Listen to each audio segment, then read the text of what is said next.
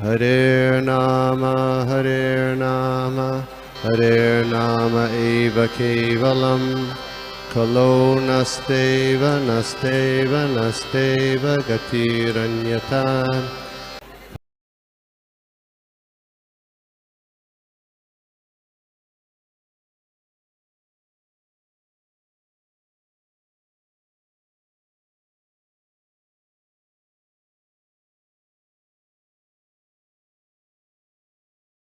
इति नामिने नमस्ते सारस्वती देवी गौरवाणी प्रचारिणे निर्विशेष शून्यवादी पाश्चात्य देश तारिणे जय श्री कृष्ण चैतन्य प्रभु नित्यानंद श्री अद्वैत गदाधर शिवासादि गौर भक्त वृंद हरे कृष्ण कृष्ण कृष्ण हरे हरे राम राम राम हरे।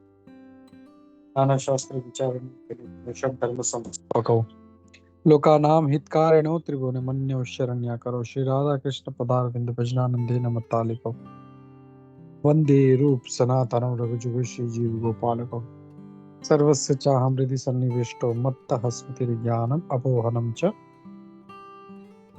वेदैश्च सर्वैरहमेव वेद्यो वेदान्तकृत वेद विदेव चाहम्।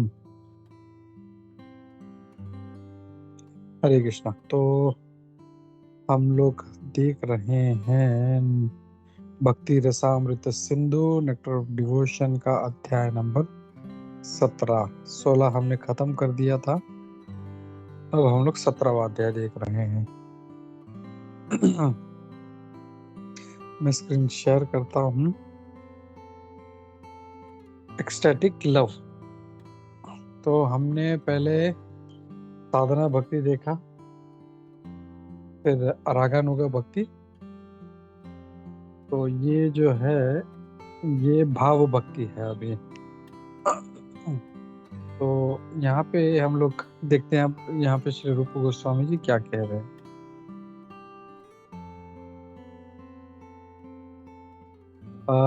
By the process of executing regulated devotional service, one is actually elevated onto the transcendental stage beyond the material modes of nature.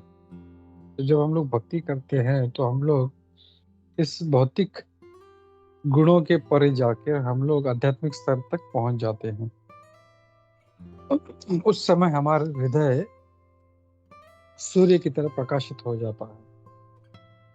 ये सारा सूर्य ये जो सूर्य है सारे ब्रह्मांड से बहुत परे है और कोई शक्यता नहीं है कि कोई भी बादल उसे कवर कर सके। वैसे ही जब भक्त सूर्य के समान शुद्ध हो जाता है अपने हृदय से, तब उसके हृदय से ये एक्सटेटिक लव है, भाव भक्ति,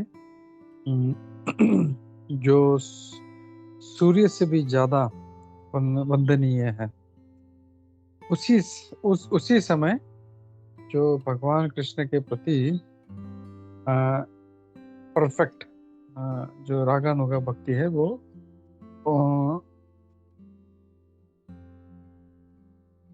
उसमें आकर भगवान की सेवा करना शुरू करता है। उस स्तर पर भक्त जो है एक उत्तम अधिकारी के स्तर पर होता है।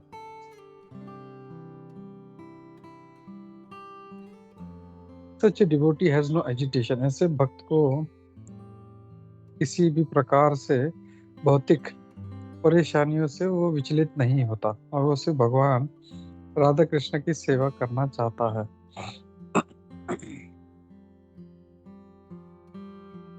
अब इसे क्लैरिफाई करने के लिए पहले के जो अध्याय हैं सिम्टम्स ऑफ डिवोशनल सर्विस, भक्ति के जो लक्षण हैं वो वहाँ पे समझाया गया था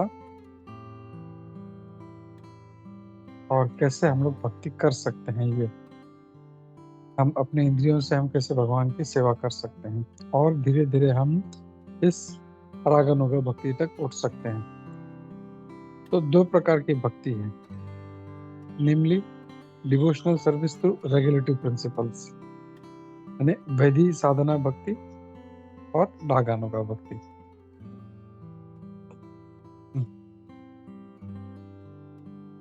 Within the stage of the regulative principles of devotional service there are two divisions. और जो साधना भक्ति है उसके भी दो भाग हैं, namely executive and effective. इसका Hindi translation I don't know कैसे होगा. एग्जीक्यूटिव एंड इफेक्टिव ये दो प्रकार के भक्ति है. अब जो इफेक्टिव पोर्शन है भक्ति का उसे भाव कहा गया है या एक्सटेसी. इस कनेक्शन में यहाँ पे एक स्टेटमेंट आता है तंत्र में कि भाव जो है ये पहला चिन्ह है शुद्ध भगवान के प्रति शुद्ध प्रेम का. और उस स्तर पर हम लोग देखते हैं कि आंखों से अश्रु आते हैं. तो ऐसा जरूरी नहीं है कि हमेशा ये जो लक्षण हैं आते हैं या दिखते हैं, कभी कभी होता है. ऐसा जरूरी नहीं है कि जो भाव भक्ति में आ गया वो रोज दिन में 10 बार होता है, ऐसा नहीं है. कभी कभार उसका ऐसा भाव उमड़ता है और वो ऐसे उसके आंखों में आंसू आ जाते हैं. जब महाराज अम्बरीश उनको जब परेशानी में डाला गया दुर्वासा मुनि के द्वारा, तो वो भगवान के बारे में सोचने लगे और तुरंत उनके शरीर में बदलाव होने लगा, उनके आंखों से अश्रु झरने लगे.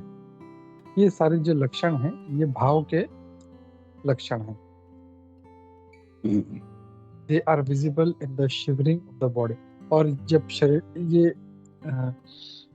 इसकी वजह से शरीर में कंपन होता है, आंखों से अश्रु आते हैं और after the outward appearance of these ecstatic symptoms they stay within the mind. और ये जब ऐसे बाह्य रूप से दिखते हैं उसके बाद ये मन में भी रहते हैं. और ये जो भाव जब कंटिन्यू होता है तब इसे समाधि कहा जाएगा. ये जो स्टेज है ये हमारे आगे के जो फ्यूचर के भगवान से कृष्ण के जो संबंध है इसका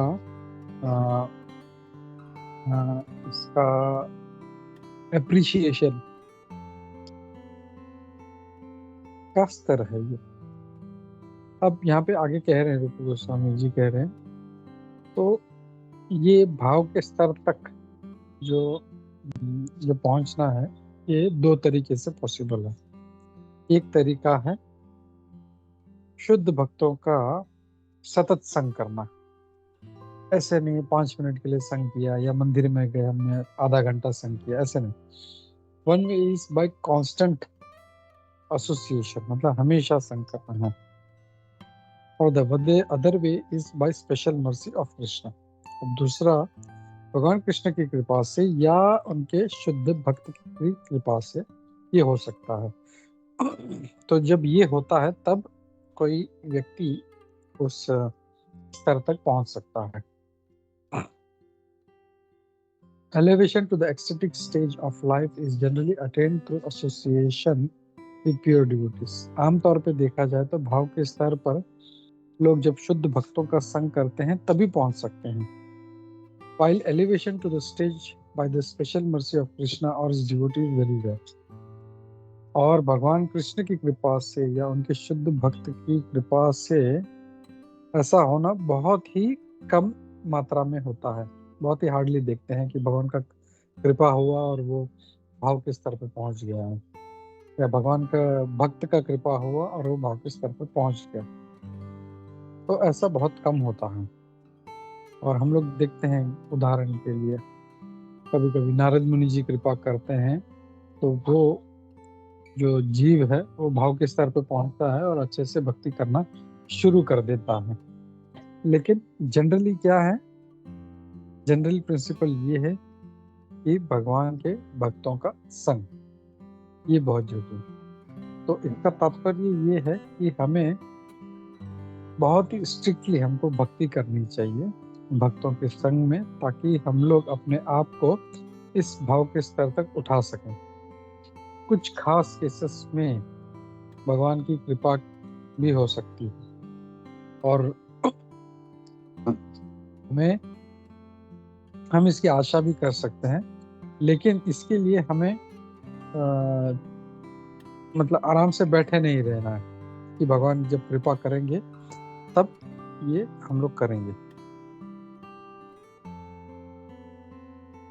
the regular duties must be perform. तो अपना जो भी हमारे कार्य है उसको करते रहना है। ऐसा नहीं है कि हाँ भगवान की कृपा से हो जाएगा एक दिन। बहुत से बार सोचते हैं कि अब अरे भगवान का कृपा है तो हम लोग जप करेंगे, भगवान का कृपा है तो हम लोग मंदिर जाएंगे। हमको बुलाते हैं, अरे मंदिर आओ, भगवत गीता पढ़ना चालू करो। तो बोलते हैं अरे नहीं प्रभु, हम लोग के ऊपर जब भगवान का कृपा होगा तब हम करेंगे। अभी रिसेंटली मैं किसी भक्त से बात कर रहा था तो वो बोल रहा था कि अरे ऐसा है वैसा है। तो बोलते हैं अरे नहीं, भगवान का कृपा है तब करेंगे।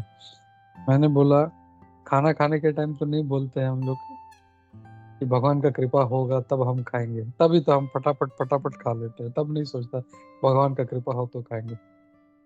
तो ये जो है हर चीज को हम लोग जो है फिलोसफी को अपने अपने बेनिफिट के लिए यूज करते हैं। ऐसा नहीं करना है। हम लोग को फिलोसफी सही तरीके से समझना है और उसको भगवान की सेवा के लिए यूज करना है।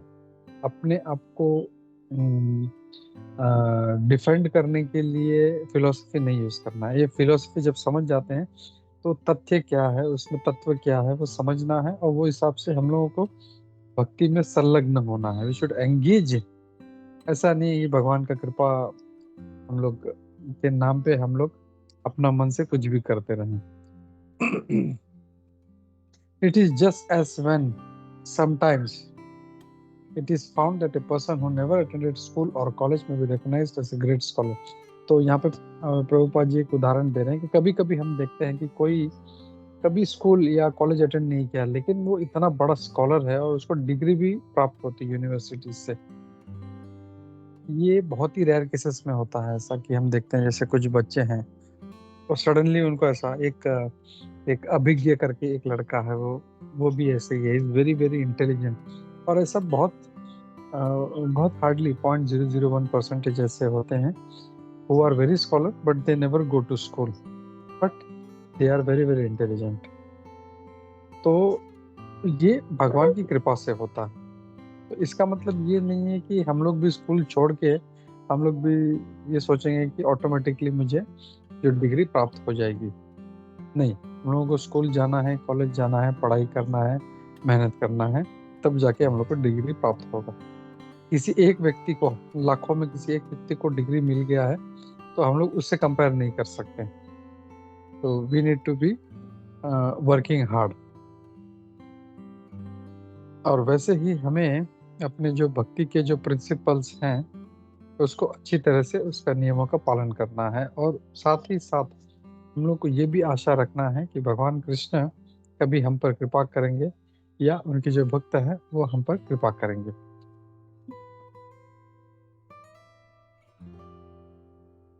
अब यहाँ पे एक उदाहरण दिया जा रहा है कि कैसे भाव भक्ति के स्तर तक धीरे धीरे कोई उठ सकता है।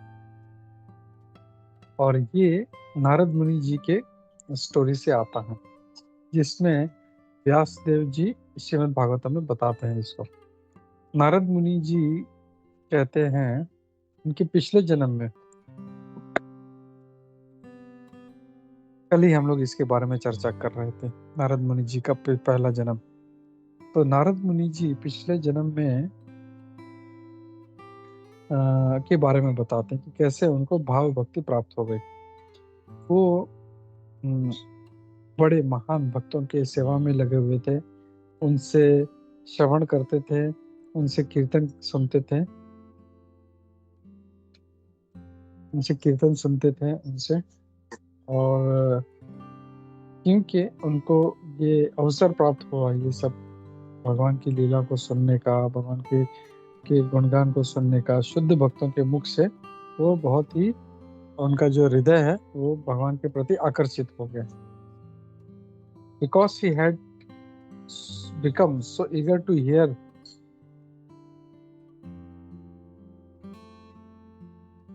hear these topics, he gradually developed within himself an ecstatic love for Krishna। क्योंकि उनका हृदय बहुत ही आतुर हो गया था ये सब सुनने के लिए, तो उनके मन में ये जो भाव भक्ति है भगवान कृष्ण के प्रति उत्पन्न हो गई। ये भाव भक्ति जो है ये प्रेम भक्ति के पहले का लक्षण है।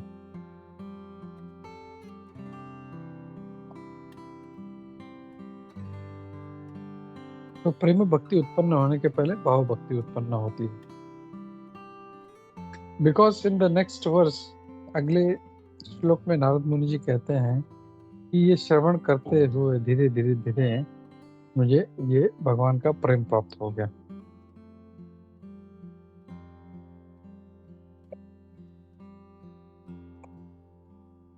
इस संदर्भ में नारद मुनि जी कहते हैं, पहले स्कंद के 5वें अध्याय के श्लोक नंबर 28 में, मैं अपने दिन भक्तों के संग में गुजार रहा था और बरसात के समय ये लोग रुके हुए थे। हर सुबह और शाम मैं उनसे ये श्रवण किया करता था, उनका ये हरे कृष्ण महामंत्र का जप जो करते थे वो, और इस वजह से मेरा हृदय जो धीरे धीरे शुद्ध हो गया। और जैसे मैंने सुना ध्यान से, तो जो प्रकृति के गुण का प्रभाव था मुझ पर वो निकल गया और मैं धीरे धीरे भगवान की भक्ति में फिक्स हो गया। तो इससे हम लोग क्या सबक ले सकते हैं? What is to be learn? एक, कि भगवान के शुद्ध भक्तों का एसोसिएशन लेना चाहिए। न सिर्फ एसोसिएशन लेना चाहिए, उनसे सुनना चाहिए। और सुनना चाहिए ऐसा नहीं इस कान से सुना उस कान से छोड़ दिया, नहीं, ऐसे नहीं सुनना है। सुनते सभी लोग हैं, लेकिन वो जो सुनना है आतुरता से होगा, जैसे नारद मुनि जी कर रहे हैं, तब वो सुनना जो है उसका प्रभाव होगा, उसका असली फायदा होगा।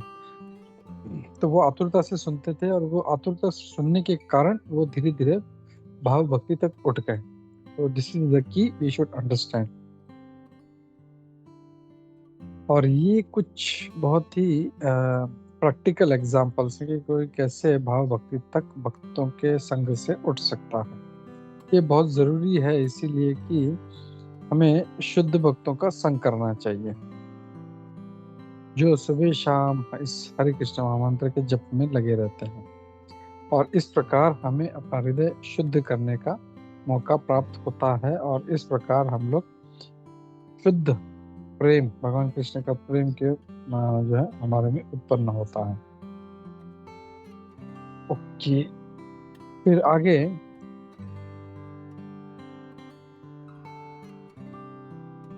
एक स्टेटमेंट भी आता है तीसरे स्कंद में 25वें अध्याय के श्लोक नंबर 25 में, जहाँ पे कपिल मुनि कहते हैं, प्रिय माता, जब कोई व्यक्ति शुद्ध भक्तों का संग करता है तब मेरी जो sublime potency of my devotion यानी भक्ति की शक्ति जो है उसको एक्सपीरियंस कर सकता है, उसका साक्षात्कार कर सकता है। तो यहाँ पे हम लोग देख रहे हैं, पहले नारद मुनि जी ने कहा, अब कपिल मुनि भी यही कर रहे हैं कि भक्तों के संग करना चाहिए। दूसरे शब्दों में कहा जाए तो जब कोई शुद्ध भक्त जब बोलता है तो उसके शब्द हमारे हृदय पे काम करते हैं। कोई सिर्फ सुनने मात्र से कैसे कोई शुद्ध भक्त बन जाता है, ये यहाँ पे प्रभुपाद जी बता रहे हैं, कि कह रहे हैं कि उसका जो उनके जो शब्द है शुद्ध भक्तों के, वो हमारे हृदय पे काम करते हैं वो, और इसीलिए हमारा हृदय का परिवर्तन होता है और हम लोग धीरे धीरे भक्त बनते हैं। तो ये श्रवणम और कीर्तन, इसका क्या सीक्रेट है, क्या रहस्य है?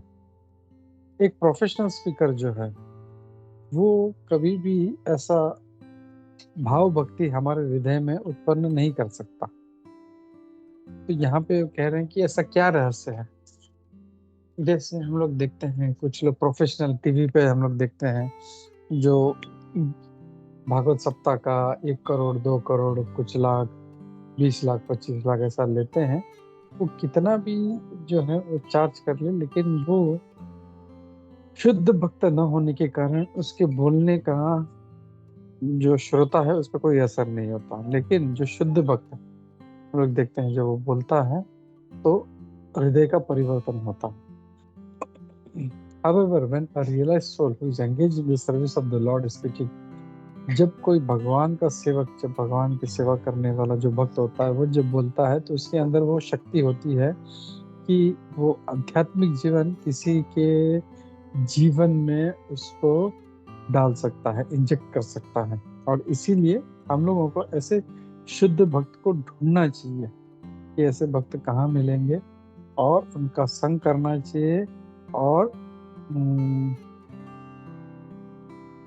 और ऐसा सेवा करना चाहिए। सेवा करने से पक्का जो है उनके प्रति हमको आसक्ति होगी और भगवान के प्रति भक्ति हमारी जागृत होगी।